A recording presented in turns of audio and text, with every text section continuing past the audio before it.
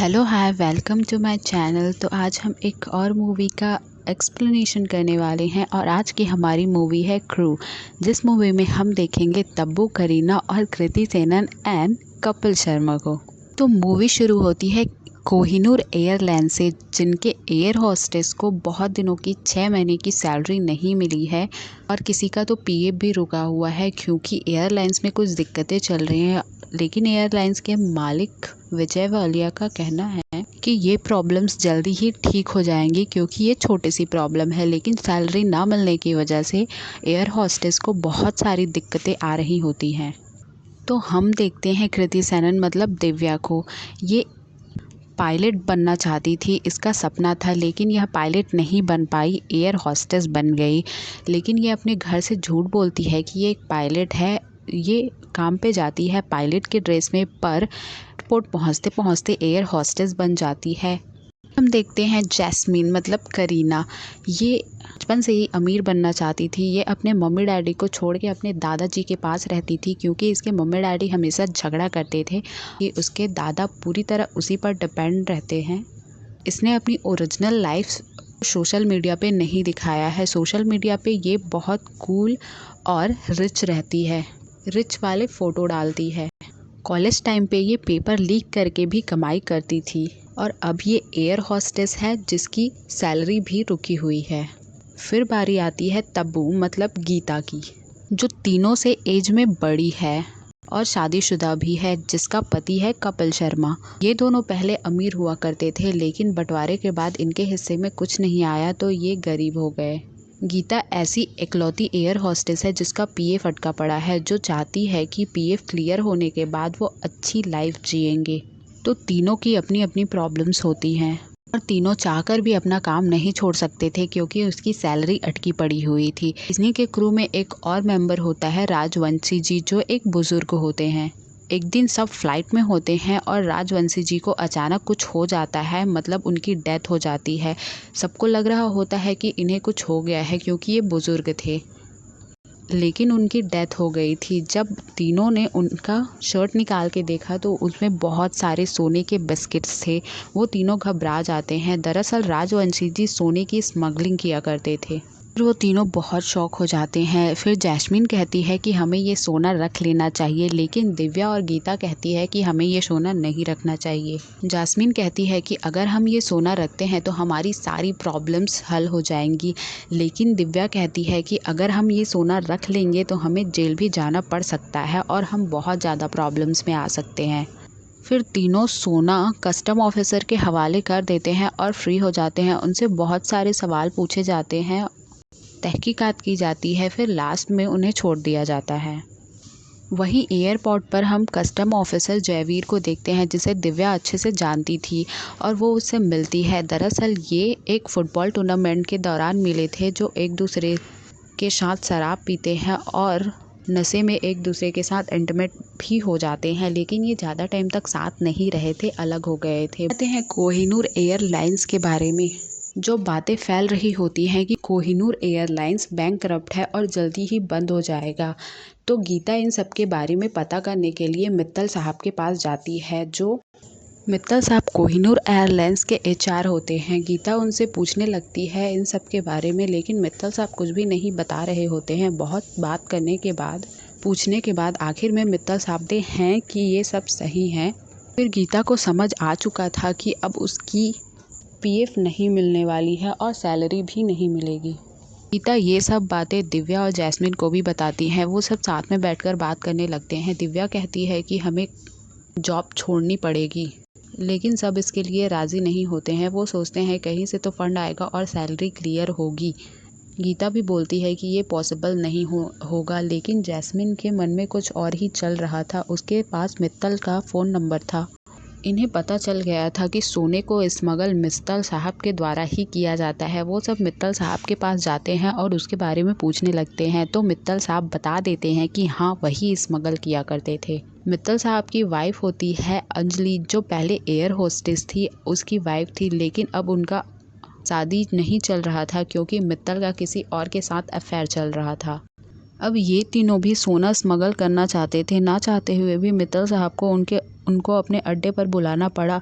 वो तीनों वहाँ जाते हैं और मित्तल साहब के पास सोना देखकर तीनों शॉक हो जाते हैं। तो मित्तल साहब उन तीनों को अच्छे से समझा देते हैं कि प्रॉब्लम सिर्फ इंडिया में है। अगर सोना यहाँ से स्मगल हो गया तो बाहर कोई दिक्कत नहीं होगी, क्योंकि बाहर उनकी सेटिंग है। अब ये तीनों सोचने लग जाते हैं कि सोना कैसे ले जाएं, क्योंकि सोना पकड़ने के बाद चेकिंग और भी स्ट्रांग हो गई थी। तो उनके दिमाग में एक आइडिया आता है और वो सोनार के पास जाती हैं। सभी सोने को पिघला कर सोने का चॉकलेट बनवा देती हैं। ये सबसे सब बहुत डर रही होती हैं, क्योंकि ये सोने का स्मगलिंग पहली बार कर रही होती है। सबसे ज़्यादा दिव्या डर रही होती है। फिर वो तीनों रेडी होकर एयर हॉस्टेस बनकर प्लेन में जाते हैं। जाने से पहले सबकी चेकिंग होती है, लेकिन एयर हॉस्टेस की चेकिंग नहीं होती है। तो वो तीनों चले जाते हैं और अच्छे से सोना स्मगल कर देते हैं दूसरे देश। और उसके बाद वो तीनों बहुत खुश होते हैं, क्योंकि उन्होंने सोना स्मगल कर दिया था। ऐसे ही धीरे धीरे वो बहुत सारा सोना स्मगल कर देती हैं। ऐसे ही धीरे धीरे वो अमीर भी बन जाती हैं और अपनी लाइफ ट्रैक पे ले आती हैं। धीरे धीरे उनकी सारी प्रॉब्लम्स ख़त्म हो रही थी।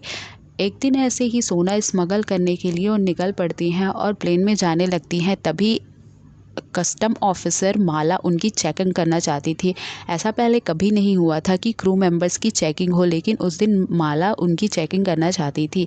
अगर चेकिंग होती तो वो पक्का पकड़े जाते, क्योंकि कस्टम ऑफिसर माला को उन पर शक था। उसके बाद दिव्या जयवीर को वहां देख लेती है और अपने पास बुलाती है। जयवीर के आते ही चेकिंग रुक जाती है। इससे दोनों खुश हो जाते हैं और जैस्मिन और गीता दिव्या को जयवीर के साथ आज रात डेट पर भेजना चाहते थे और दिव्या भी राजी हो जाती है। फिर नाइट में वो जयवीर के साथ डेट पर जाती है और दोनों में बहुत सारी बातें होती हैं। जयवीर दिव्या को बहुत पसंद करता है। कुछ दिनों बाद जैस्मिन का बर्थडे होता है और वो बहुत पार्टी करते हैं और बहुत पैसे खर्चा करती हैं। उन्हीं की क्रू मेंबर कोमल होती है, जो उन्हें पार्टी करते हुए देख लेती है और बोलती है कि हमारे पास तो पैसे नहीं हैं, ये इतनी पार्टियां कैसे कर रही हैं। फिर कस्टम ऑफिसर्स को पता चल जाता है कि कोहिनूर एयरलाइन से सोना स्मगल किया जाता है। जयवीर को भी पूरी इन्फॉर्मेशन होती है। कस्टम ऑफिसर माला भी चेकिंग करने के लिए वहां जाती है। सबसे पहले वो उन तीनों को ही हिरासत में लेती है और पूछताछ करती है, क्योंकि खबरी ने भी इन तीनों का ही नाम बता दिया था। होने वाले बिस्किट्स को भी चेक करती है, लेकिन जब कस्टम ऑफिसर माला वो बिस्किट खाकर देखती है तो वो बिस्किट ही होते हैं, क्योंकि इन तीनों को ये चीज़ पहले ही पता चल गई थी और इन्होंने सोना कहीं और छुपा दिया। इन्हें पूरा शक कोमल क्रू मेंबर कोमल पर ही जाता था, क्योंकि उन्हीं ने उन्हें क्लब के बाहर देखा था। इन तीनों पर शक था, इसलिए इन तीनों को एयर हॉस्टेस के रूप में एयरलाइन पर नहीं भेजा जाता और बाद में प्लेन की चेकिंग की जाती है तो उसके ऊपरी वाले हिस्से पर सोना मिलता है और कंफर्म हो जाता है कि यही तीनों सोने की स्मगलिंग कर रहे थे। लेकिन ऑफिसर्स के पास कोई भी सबूत नहीं था, तो उन लोग इनको पकड़ नहीं सकते थे। ये जयवीर को भी पता चलता है और उसे बिल्कुल भी अच्छा नहीं लगता है कि दिव्या भी ऐसा कर सकती है। ये न्यूज़ पूरे इंडिया में फैल चुकी थी, लेकिन इनका नाम कहीं पर भी नहीं आया था। फिर पता चलता है कि कोहिनूर एयरलाइंस जिसका था विजय वालिया, वो फरार हो गया है, मतलब देश छोड़कर चला गया है। और पहले जो न्यूज़ चल रही थी कि कोहिनूर एयरलाइंस बैंकक्रप्ट है, ये बिल्कुल सही था। विजय वालिया अकेले नहीं भागा था, उसके साथ एक और आदमी भागा था, वो थे मित्तल जी। तो इन्हें बाद में पता चलता है कि कोमल ने कस्टम ऑफिसर्स को नहीं बताया था सोने के बारे में। दरअसल मित्तल की वाइफ ने कस्टम ऑफिसर्स को सोने की स्मगलिंग के बारे में बताया था और इन तीनों का नाम दिया था, क्योंकि उसे मित्तल के अफेयर के बारे में पता चल गया था, जो बिल्कुल भी वो एक्सेप्ट नहीं कर सकती थी और वो नहीं चाहती थी कि सोना स्मगल करके बाहर देश जाए और उसका पति खुश हो। तो यहाँ पर मित्तल की वाइफ सभी सच सच बता देती है कि वो सोना मित्तल का नहीं था, वो दरअसल विजय वालिया का था। वो तो एक नंबर के भिखारी हैं। वो यहाँ पर इसीलिए रुके थे कि सारा सोना स्मगल होने के बाद वो देश छोड़कर चले जाएंगे और इसके लिए इन तीनों को यूज़ किया गया था। ये सब सुनकर तीनों को बहुत गुस्सा आता है और वो डिसाइड करती हैं कि वो सोना वापस लाकर ही रहेंगी। भले ही सोने की स्मगलिंग से उन्हें बहुत पैसा मिला है, लेकिन उनकी मेहनत की कमाई नहीं मिली है और पूरे क्रू को कुछ भी नहीं मिला है। इसलिए वो डिसाइड करती हैं कि विदेश जाकर वो सारा सोना वापस लाएंगी और वो विदेश जाती हैं। ऐसे ही वो विजय वालिया के घर के बाहर जाती है। वहाँ पे बहुत सिक्योरिटी थी, वहाँ पर अंदर जाना मुमकिन नहीं था और वो बहुत बड़ा अरबपति आदमी है, उसे आसानी से नहीं पकड़ा जा सकता है। फिर वो मित्तल के पास जाते हैं और मित्तल को अपने तरफ कर लेते हैं। वहाँ से पता चलता है कि विजय वालिया की बेटी की शादी है और वो प्लान करते हैं कि उसकी बेटी की शादी में ही वो सोना वहाँ से निकाल लेंगे। वहाँ उनकी बेटी की शादी हो रही थी और वो मेड बनकर वहाँ पहुँच जाते हैं और उन्हें सोने वाले सूटकेस भी मिल जाते हैं। लेकिन सोने वाले सूटकेस खोल के देखने से उन्हें पता चलता है कि वो पूरे के पूरे खाली हैं और तभी उन्हें पता चलता है कि विजय वालिया की पूरी फैमिली एक आइलैंड जाने वाले हैं। और वो फिर प्लान बी पे काम करती है। वो अपना पूरा गेटअप चेंज करके एयर होस्टेस बन जाती है और उसी प्लेन में जाती है जहाँ पर वो सफ़र करने वाले थे। वो अपना पूरा प्लान बदल देते हैं एयर होस्टेस बनने के लिए और वो वहाँ पर जाते हैं जो सबकी अच्छे से सेवा कर रहे होते हैं और वो उनके ड्रिंक में नशा की दवाई मिलाकर सबको पिला देती हैं और सब बेहोश हो जाते हैं और उन्हें सोना मिल जाता है। फिर पता चलता है कि विजय वालिया की बेटी ने कुछ भी नहीं पिया था, वो सब कुछ देख लेती है।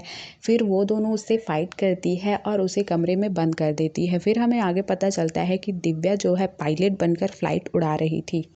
रूम से बाहर आकर वो बोलती है कि वो बहुत घबरा गई है, वो प्लेन नहीं उड़ा सकती है। तभी गीता उसे ज़ोरदार थप्पड़ मारती है और कहती है कि ये प्लेन तुम्हें उड़ाना ही पड़ेगा और अच्छे से लैंड करना पड़ेगा। फिर दिव्या जाती है और अच्छे से प्लेन चलाती है, फिर अच्छे से लैंड करती है। वो तीनों सोना लेकर भाग चुके थे और इन सब में जयवीर ने भी उनका साथ दिया था क्योंकि दिव्या ने उसे सब कुछ बता दिया था और जयवीर मान गया था सिर्फ़ और सिर्फ अपने प्यार के लिए। तो यहीं पर हमारी मूवी ख़त्म होती है। Thanks for watching. Don't forget like, comment, share and subscribe.